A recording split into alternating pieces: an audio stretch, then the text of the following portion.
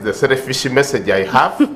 And being a last born in the family, my mom's baby, I'm always very much concerned on how she can pull through. So the meeting went on very well.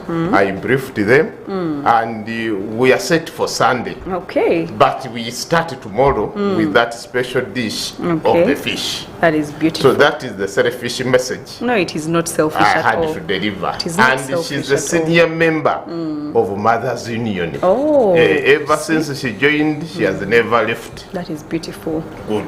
We do congratulate her upon clocking 90 years of age as Family TV, and please pass our very, very beautiful, beautiful wishes to her. And may she clock 100, may she clock 120, as the scientists say that a body can live up to 120 years.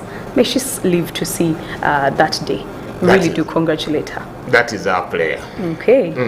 Thank you very much. And you are welcome to the show this morning as we discuss the rationalization of government agencies. But before that, I would like to get your mind on, we had elections in 2020, 2021. And we saw, of course, COVID disrupting some of them. But we chose leaders. People went and elected their leaders. My question is, do you think that in these upcoming elections, the leaders that will be elected, what they promise will actually be delivered? That is a very important question you have asked. And it makes a lot of sense to a political party like a UPC, to a political party like a DP, to a political party like a CP, which was formerly KY, and to a political party like NRMO, and to a political party like FDC, Najana Nkumbi Olukatonga, and to a political party like NUP, okay, or National Unity Platform. Why am I saying those other political parties? Yes, UPC has been in power. DP has been in power. NRMO is in power. But at one time or the other, DP was in opposition. That one time or the other, it was also in power, self-government. Okay. FDC was in opposition. And NUP now is in opposition. When you're in opposition, it is a government in waiting. Okay? And when you are serving a government, your fallback position or anything which salvage you is your manifesto. Okay? Okay? But you can be in power, okay, when you have come at a wrong time. Like for instance, UPC was in power when things were very, very difficult. Okay. We are the people who got the independence from the British, and we are the people who now to plan for the new Uganda. Okay? Now, our planning for the new Uganda set very, very difficult benchmarks which no one can break. Okay, and that is the record. Which no party can break. Which no party can. Are you sure? Yes. Very. The thing is very simple. Through your money we have collected from cotton, coffee, tea, we managed to build you a road from Kampala to Gulu, Tamak. Okay. Then from your money we have collected, we managed to build a road from Masaka to Kabale, Tamak. Okay. Then from your money you have raised, we managed to extend the train from Soroti to Pakwach. And we also managed to complete the Pakwach main bridge in 1969. Though not very far from here, we managed to put up a Bank of Uganda with that real infrastructure. Though we are disturbed and we never completed it. Just slightly down here, upwards there, we managed to put up Sheraton Hotel. By that time was known as Apollo Hotel. Apollo Hotel. Yes. Okay. Then we also said, no, we must host OAU in 1971 with good facilities. How can we prepare for the good facilities? Serena, be created with a lot of presidential suites, such that when visiting presidents are coming, they coordinate the activities there. International Conference Center come in the equation, okay? But at the same time also, let us do other things for the common person.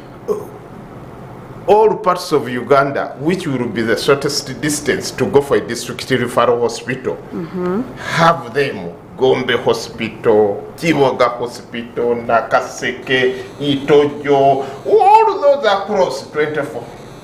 Okay, using your resources you have generated. Okay. We say the girl child is very important. Let a girl child have specialized schools. Okay, Sputoro girls, Bwera Nyanji, Wairaka, what? Okay, even extend it to Makerere University. Don't be selfish. Put up Africa Hall. I hope you know how complex it is. Yeah. Okay, and even upgrade the CCE. Sent you this one at the main gate there. Mary okay? Stewart, yes. Yes, put up Lumumba, okay? Don't even put it on at Makerere. Go into secondary schools. Budo, expand it. Namiryango, expand it. But we are using our resources, okay? So it would be very, very difficult for you to stand on the rooftop and you say you can break that record. Okay? That record is tough. Well, after 30 years in power, I want to believe that there are some records that have been competitive as well. But one of them is the rationalization of government agencies like we're looking at, but particularly the agricultural sector in Uganda. When UPC was in power, do you want to compare the agricultural status with what we have now? Because we are looking at handling the sector and building it up in a way that the economy will be positively affected. One, President Museveni is pushing so much for the growth of tea, for farmers to wake up and try to engage in different cash crops rather than the ones that we have been having since the time of UPC, when UPC was in power. Do you agree? It is good that I don't belong to NRM or I belong to Uganda People's Congress. And much as I belong to Uganda's People's Congress, we had a blueprint we are following when we are dealing with the agriculture. Okay. Our main idea was to increase agriculture production and at the same time increase agriculture productivity and at the same time increase the value addition by investing heavily in agro-based industries. But this we are doing when we are laying a very solid foundation from which to sprint from. And part of that foundation had been laid down by the colonial administration, whom I'm very thankful. In this quest of understanding agriculture, you have to thank the colonial administration and you have to thank the religious institutions, whether Anglican, whether Catholic, whether Muslim, because they are the ones now who started the schools and started teaching people how to grow a number of these commodities. They laid a silent foundation for our developing. Okay. Then the colonial administration realized that Uganda is a landlocked country. Being a landlocked country, it puts us in a disadvantaged position. So they had to sprint to start building Uganda Railway. And as they built Uganda Railway, now we are saying, be careful, you have introduced cotton. Cotton is not enough. Bring other items also. Okay. Then you could see Church Missionary Society, London Missionary Society, White Fathers, the Veronas, getting involved in teaching these practical skills. And almost all their primary schools they set up, they had that component. Okay. Now, having enjoyed that, global challenges also came in. First World War came in 1914 to 1919, and it destabilized the path of agriculture. When prices fell down and there was hardship, our leaders, the Bataka Bull leaders in the 1920s, were not understanding those complications. They simply stood up, drummed up the cause for agriculture, and now colonialists had to sit with our Menga administration and say, can we now bring in laws like Busuru and Imvujo laws, such that somebody who is a tenant on your place pay something, or if he does not pay and is harvesting bananas, he will take a bunch at your place, or cassava, he will take something, but he continues to produce. Now, the sort of enabling policies now brought in a factor of migrant workers, some from Rwanda, some from Southern Sudan, Burundi, to come and to help us to join into the agricultural productivity. When we entered the 1930s, there was that competition now between coffee and cotton, which is better, climatically. And the white man knew that he has to experiment all the crops from Uganda, going either eastwards or westwards. But he left the northern, that this sort of work requires a lot of labor. Let me reserve my northern Uganda as a labor reserve region. That's why you are seeing now most of the crops are being introduced late in northern Uganda. And this was to bring in an underdevelopment in the country, or to divide the country into two parts, the north and the south. Now as we moved, other people now picked it up, that to drum up the cause of an ordinary person, to drum up the cause of a farmer, we need to be organized. And Kangave Musazi, I think, was there the first person with a sort of localized political party. I think he called it even Banabachintu. Is it 1938? Then things did not work out properly. But the farmers started seeing the benefits when they get some communication outside. They are seeing that indeed coffee, cotton, and it is bringing resources. Then they started pressing very hard. We want loans to do farming. We want specialized banks for farmers. We want tractors. We want elected leadership, to cater for us. These appointed leaders from Omengo, Kabaka's appointed. At times they don't do much because they are serving the Kabaka and they are not serving us. So that one started coming up. Then in 1945, there was a very serious demonstration in Uganda here, and they even elevated it to a certain level that we even want to market our own coffee, our own cotton.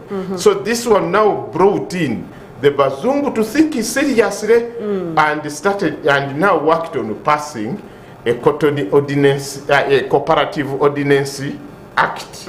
As they passed that act, now Africans started organizing themselves in cooperatives and seeing the bigger picture. Then in 1949, the British colonial administration did us some wonders. They created the Lint Marketing Board. And now we are in a position to produce our cotton. It is ginned through the cooperative union. The Lint Marketing Board takes it out. I'm sorry, let me just interrupt a bit, because there was a recent piece in the news that was talking about the fall of the cotton industry in Uganda. That was very, very promising. In those years it was promising. Now we wonder what happened for it to just collapse. Those who killed the cotton industry, or where the cotton industry got lost, it is with the people who came from the bush in 1986. Really? Yes. Because what I'm trying to explain, in 1949, we are getting Lint Marketing Board established. And production begins. And production is going on. Then in 1952, the British are saying we need to fasten industrialization.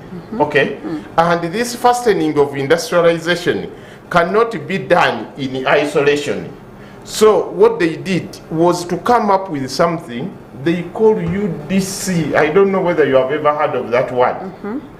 Uganda Development Corporation. Such that we come up with new industries, and this is the mother body, okay, to accelerate, to make us reach there. Okay. And now Uganda Development Corporation started developing industries and subsidiaries. Then again they said, no, we cannot develop when we have scarcities of electricity. Let us work it out, and we commission Owen Falls Dam. So by 1954, Owen Falls Dam was there. Okay, and its immediate impact was for all who are interested in the fate, in the suffering lot of a Ugandan. And this was like the Labour MP Fena Brockway, the internationalist, pan-Africanist, George Podima, Dr. Roni Suzi, and a number of those people who now tutored the Kangave Ignatius Musaz, that the sort of activism you are doing with the farmers and under farmers organization is good.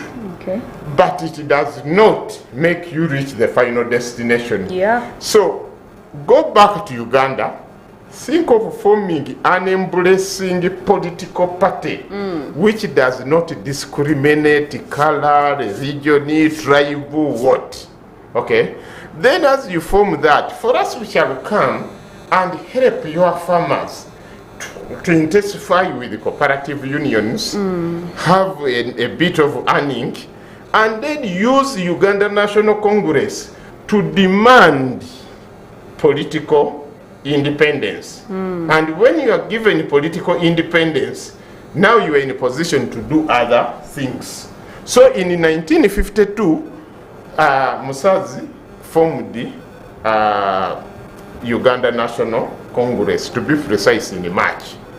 Then also, his contacts abroad had sent him an American, I think Doctor, I have forgotten the name, who came and traveled to Bugerere, Chagwe, Budu, and arranged the farmers. So they used that as a launch pad now for the political party. But when now they approached Mengo, Mengo remembered that this Musaz has been talking that radical language with the farmers. We want elected chiefs or what? They feared Uganda National Congress, and Musaz had to jump out of Buganda, take it to Mengo. I mean, take it to Busoga, take it where, take it where. If Mengo had supported Musaz, I think they would have had the political muscle they were lacking. But remember, coming from a Baganda background, the Baganda background does not recognize anybody above Kabaka. So that thing was still very, and they had just moved us to a constitutional monarchy by Namirembe Agreement of 1955, when Kabaka returned from exile. So it had not sunk. Okay? We are still, our mindset was still with the 1900 Buganda Agreement, where Kabaka was everything. And so Musazi did not get a good reception here. As is doing that, the colonial administration is realizing that even this coffee should be upgraded to a certain level, like the way we have a linked marketing board for cotton. So they formed a cotton ordinance, but it was not far enough. Okay, like the way they had come with the linked marketing board. So in 1959, they were even forced to come up with another ordinance, but still it did not give us what we wanted. So when UPC now got independence, in 1963, formed the coffee marketing board and said, where are the players who grow coffee? Kabaka and Menge establishment send a representative to Coffee Marketing Board. These are the outlying areas in Bugisu where send a representative on Coffee Marketing Board. Those local entrepreneurs who are very good at processing coffee, they are very good with local economics, also send somebody. This is our thing. Now, a moment we have linked marketing board, which we are reinforcing and expanding. Then we have coffee marketing board, which we are reinforcing, buttressing in the system. It means that now the picture of your cotton coffee is being handled. Okay. At the same time also, a long-term planning was saying we need also to fast track a maize, we need to fast track a groundnuts, we need to fast track a simusimu, we need to fast track a soya, we need to fast track all other types of cereals. And by 1968, we are launching a produce marketing board. As we go for a break. Whose headquarters was in Inarukorongo. When you go there, now you meet a different picture. Okay. Okay. So I'm trying to give you the vision, the philosophy, the thinking, the forward attitude of Uganda People's Congress and their government. Okay. When we come back, maybe we shall compare it to the current happenings, because we have an Iglesias Kangavimsazi here right now that can partner and make sure that such policies are actually empowered. Also, Mengo administration has been a very big stronghold when it comes to coffee. How has that played out? And then we also have UCDA, which is the Uganda Coffee Development Authority, being merged with the Ministry of Agriculture. Do we see a future where we do not regret this decision? All that and more coming up after this short break. You are still watching Issues at Hand with me, Caro, and I'm here with my guest, Mr. Chris Luanga from UPC. And of course, you ought not to go away. We are powered by Protea Hotel by Marriott Entebbe. We'll be back. Issues at Hand, powered by Protea Hotel by Marriott Entebbe. Comfort and luxury at its best.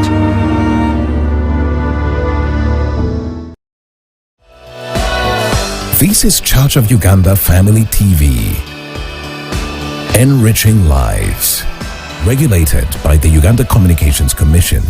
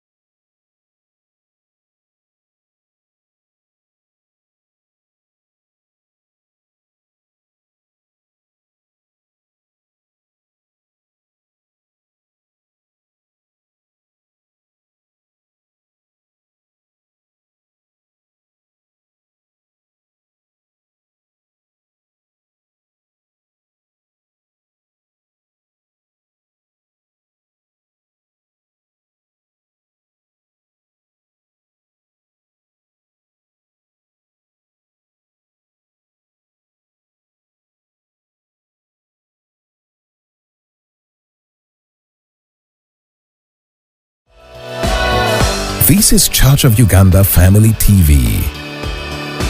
Enriching lives. Regulated by the Uganda Communications Commission. Issues at hand, powered by Protea Hotel by Marriott Entebbe. Comfort and luxury at its best.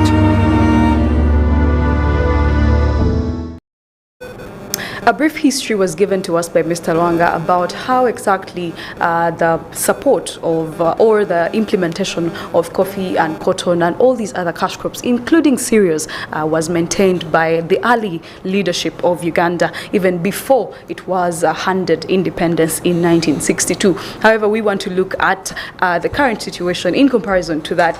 If we say that we do have small-scale farmers, how exactly can the people in the ruling government or the government or any leadership per se support them to make sure that these farmers actually get something tangible out of their hard work and labor. However, we would like to welcome you back to Issues at Hand with me, Caro, and I'm here with our guest for today, Mr. Lwanga Chris from the UPC. And of course, we are looking at how rationalization of government agencies will positively affect, of course, our generation. And of course, to start off, I would like to pose a simple but pertinent question.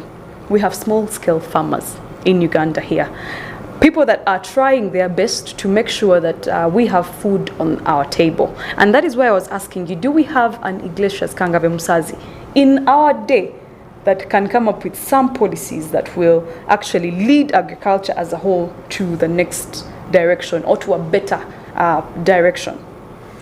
The Ignatius Kangave Musazi factor you are talking about is very much live with us today, because the Kangave Musazi rallied up farmers, which farmers formed the Uganda National Congress. And the Uganda National Congress in 1952 led the journey, explained everything. Then around 1960, to be precise, March, decided to merge with Uganda People's Union of Resiba. And which child did they produce? The child they produced is UPC.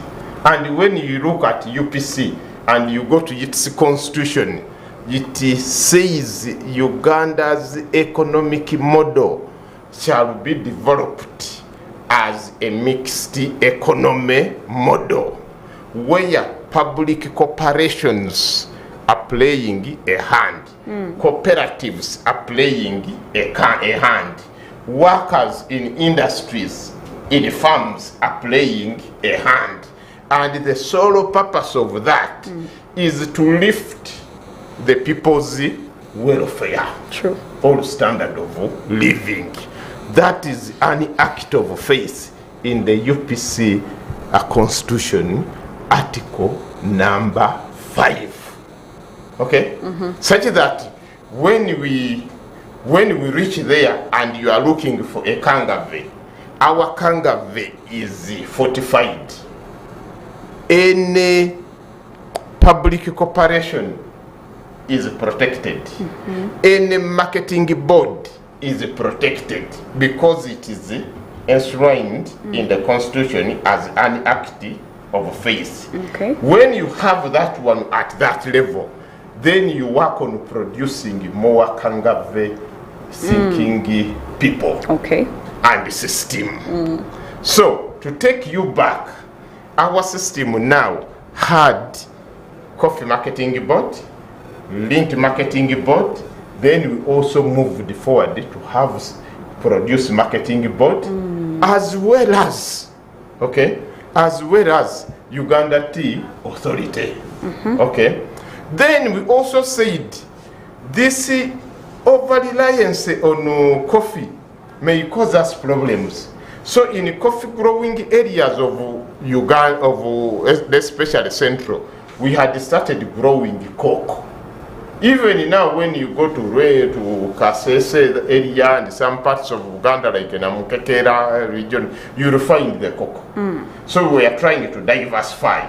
Then at the same time also we said, we can take a crack on rubber. We are also trying the rubber. Okay. Then we are saying we are suffering a lot with these bags, okay, for either to put in our agricultural commodities or what.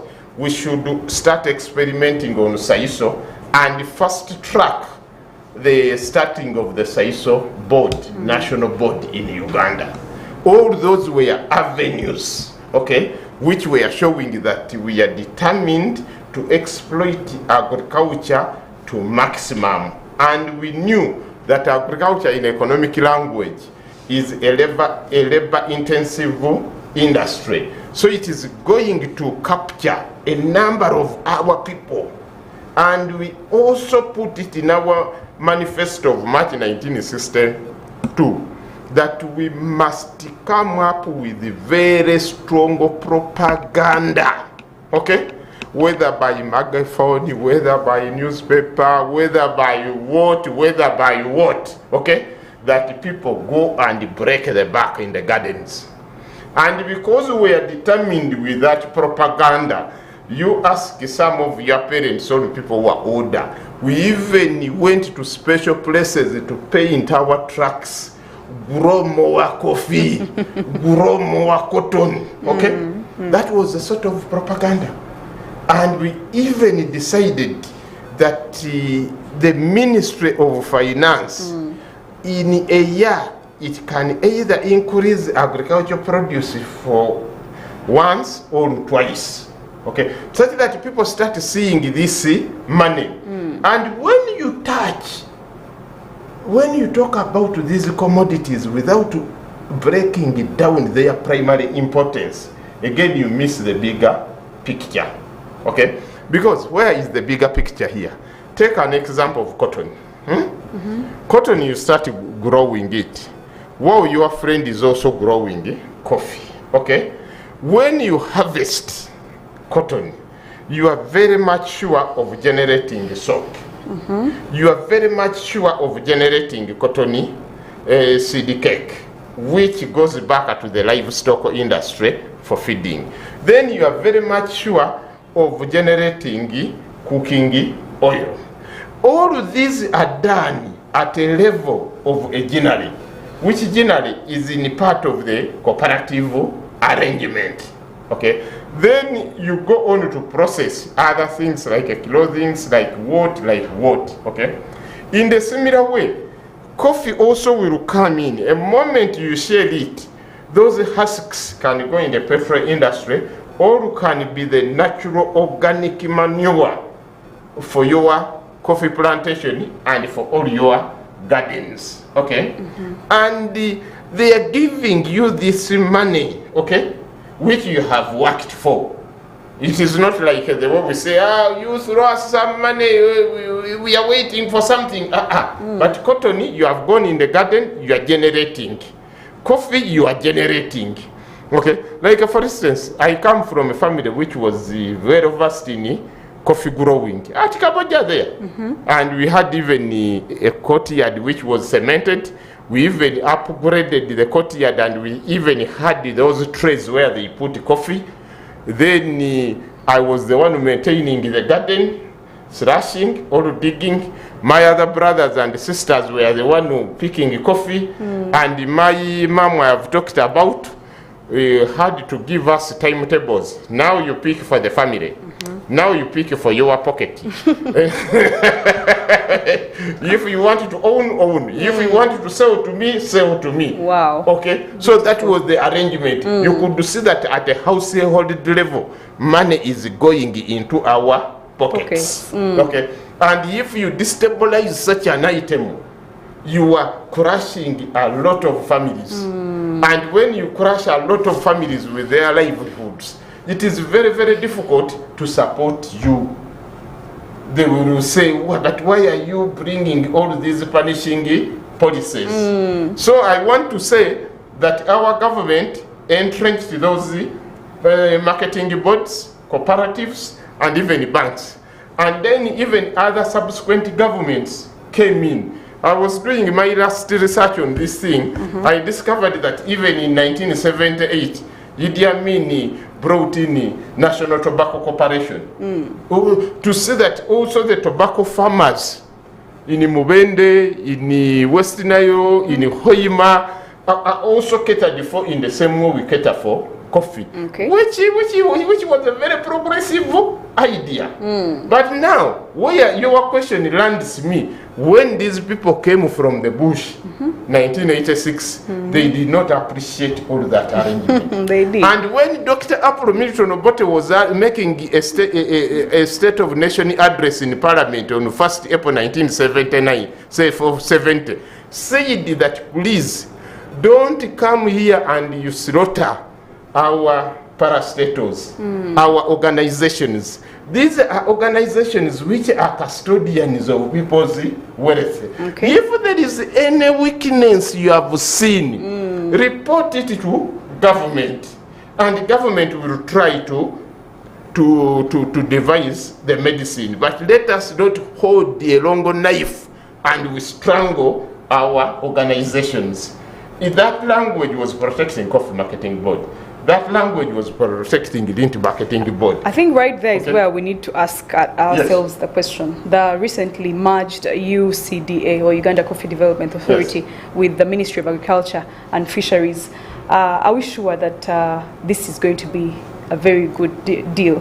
Because actually the president of Uganda, General Museveni, was pro the decision until actually the Coffee Amendment Act or bill was passed in Parliament just recently. Let me answer this in this way, okay? These sort of organizations I've mentioned, they did not stop business here. They owned official properties across the world. Like in Mombasa, you go there today, you will find houses of Coffee Marketing Board. Wow. For the managers. Wow. You are going to find warehouses of Lint Marketing Board, warehouses of Coffee Marketing Board, of Produce Marketing Board, owned by us, okay, as our properties. Then in London there you will find outlets. Such a whole infrastructure which jumps out of Uganda and goes that side. One, earns you a heritage, earns you identity, okay? It creates employment and ensures your future, okay? It ensures your future. You are not gambling. Something is there physically on the ground. And when you come on the ground, these people had moved a step further. For instance, where Victoria University is, was an asset of a cooperative union. Go to Narukolongo there. All those were assets of Produce Marketing Board, and then East Mengo had this. There are so many of those. Go to Masaka, okay? Now that meant that when these people came from the bush, they did not like anything to do with the marketing boards. And indeed, they discouraged the marketing boards. They talked whatever, and other public corporations. And in the process, marketing boards went. And they were even very slow in paying people. Are you aware that the former workers of Coffee Marketing Board are still demanding for their benefits, stamina benefits? Okay? So the whole thing came in. But now we must be keen to know who took over and what happened. Okay? Lint Marketing Board, Coffee Development, Cotton Development Organization took over. But the moment it took over, the cotton belt from Busoga shifted, disappeared. Cotton belt in Teso disappeared. Cotton belt in Northern, in Rango, disappeared. Leader spinning mill, the giant in East and Central Africa, stopped working. African textile mills started limping. Muruko in Jinja started limping. Nightil Ginger started limping. Those people were working in shifts, 3 shifts a day. Okay? And we had all the migrant labor across Uganda coming to Ginger. Now as I'm speaking, all I'm trying to highlight that we have now Lint Marketing Board. I mean Produce Marketing Board. That one, there was no any other body which was created to replace it. And that's why people now suffer with maize, suffer with groundnuts. a kilo of maize can even drop to 300 shillings. Yes. To 500 shillings. Yeah. But the maize flour which Kazmingi maize mill used to do by the government does not fall down. The price goes high. Even schools will close because they cannot feed our children on enough beans and on enough portion. Okay? So these are sort of contradictions which we are now experiencing. Now, when it goes back to coffee now, people abandon the coffee. Okay? People abandon the coffee because what was happening, the people who now came in to replace Coffee Marketing Board, maybe UCDA as we call it, okay? It did not have enough infrastructure on the ground. And they encouraged the Enetom, Jiki, and Harry to buy coffee. Now he reaches you, he doesn't know how much you have spent, and he will say, I'm taking your coffee at this much. And you say, no, you give me some more. Okay, you look for your other buyers. Yeah. Well, before, it was Cooperative Union, Coffee Marketing Board, Ministry of Finance doing something. There is something these people they had done which I liked. They had created a department in the Bank of Uganda to do with crop financing, such that marketing boards or cooperative unions don't run out of money. But along the way, again, they abandoned it. And yet, if they had persisted with that one, crop financing within the Bank of Uganda, they would have managed to steer the boat. But they abandoned it. And the moment they abandoned it, it was very difficult to steer the boat. The boat started breaking into parts to very shaming levels, which we did not even find in 1979. Because in 1979, the factories lacked spare parts. The factories were in obsolete state, but they were there, working below capacity. Then the coffee plantations, some had become too shabby, too bushy, but they were there. You had just to start pruning, gardening, and what have you. And this is what even happened to coffee, to tea, since these are more perennial crops. With the cotton, we just told them, please go back to the land, and when the Minister of Finance is reading the budget, he mentions the price of cotton. The villagers get it in their mind, and they dash to the garden.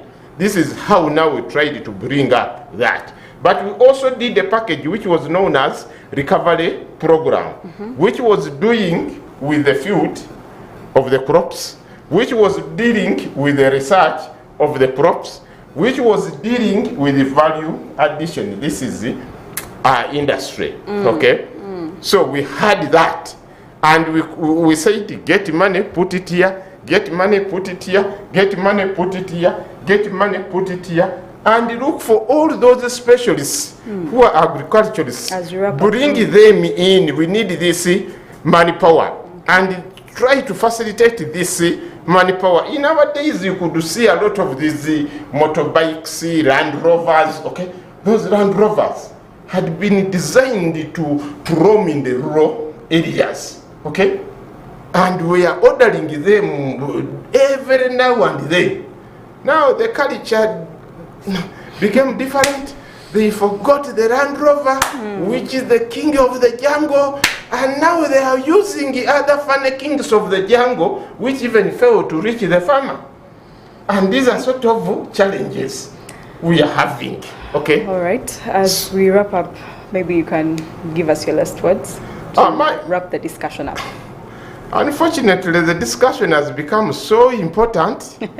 And to wrap it off, it is not even very easy. I know. You don't know which side you should continue with, but to do some justice to this issue, Uganda is defined by agriculture. And Uganda has a natural setting of good climate, good soils, good vegetation. And a galaxy of rivers, of lakes, of what have you, such that we can grow a lot by using our natural advantages which we are endowed with. And whatever we do in agriculture is more sustainable. Okay. And as a country, we own it 100%. We own coffee plants 100%. Yeah. We own cotton 100%. And we just need to put in a little in order to harness maximally. However, where our eyes now have gone is Hoima. And when you look at the dynamics of Hoima, the prices of crude oil in world market keep on fluctuating. At times it can be a barrel, an equivalent of $100, it drops to 30, it drops to 50. Okay, and you have put in so much. And then in the oil industry sector, our share is not huge. I don't think we are exceeding 20% or 30%. It may even be far below. But you tell me in coffee, how much is our share? In cotton, how much is our share? These are things we are holding on 100%. Okay. And they are part of this sustainable development. And you can project. Yes, you can get a little, but very, very reliable. Okay, very, very reliable. And then to make it very interesting, our tea, okay, has the best tea flavor. It is very, very difficult to outcompete it. Then it is a commodity which is part of the rural environment. Okay. And when you are invested in coffee maximally, you will not have pressure of the youth, they have no job. You even find that it is pointless to airlift our youth to Middle East. They can be here and they do the job. Okay. Okay. All right. Thank you so much. The discussion is never over with Mr. Lwanga because of the insight that he gives. However, to add to that, some people are claiming that the current coffee earnings are very temporary just because we have external markets. I don't know how true that is, but I think we shall be back with the discussion. No, they don't know what they are talking about. Coffee has been the mainstay of our economy. At one time generating even 90% of the foreign exchange. Yeah, okay. Very true. Okay, but thank you so much for being a part of Issues at Hand. This morning we'll be back with the same show tomorrow, same time, same space. You do not need to change your dial. However, we are coming back with very many other programs. We have a strong, solid lineup that you ought not to miss. Other presenters are coming in at Church of Uganda Family TV. That's our handle on social media platforms. And my name is Carol. Thank you so much for being a part of the show. And until tomorrow, it is a goodbye. God bless you.